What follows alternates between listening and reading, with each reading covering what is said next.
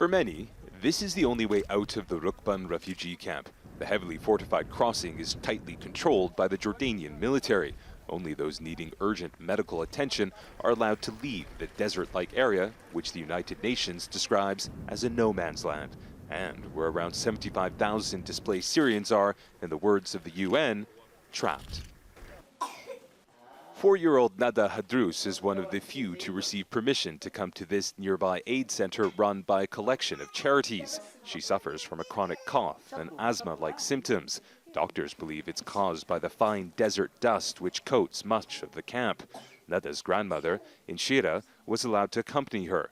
Originally from Homs province, she and her family fled the fighting to Jordan in 2014.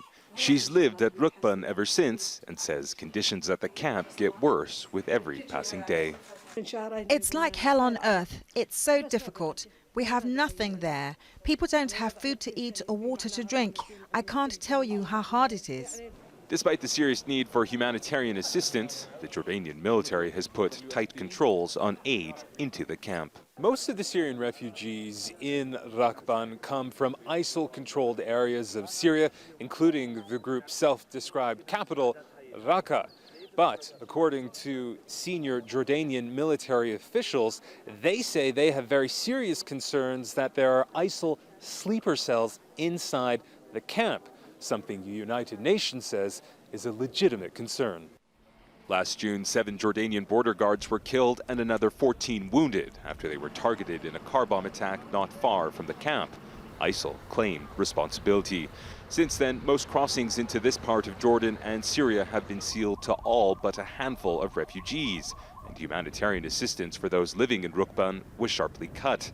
UN bosses have appealed to Jordan's leaders to reopen the border crossings and to allow more aid, but that isn't likely to happen. ISIL fighters have an advantage as they hide within the refugee population. So we've secured all the borders and check anyone who comes for explosives or weapons that could harm our soldiers. Once we are sure, refugees can get help. It's estimated around 1.5 million Syrians have fled to Jordan since the start of the war 6 years ago. And aid agencies say refugees who live in Rukban are some of the most vulnerable.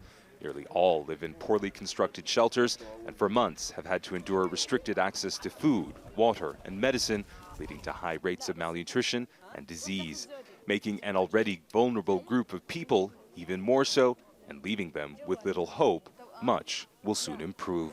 Imtiaz Tyab, Al Jazeera at the Jordanian-Syrian border.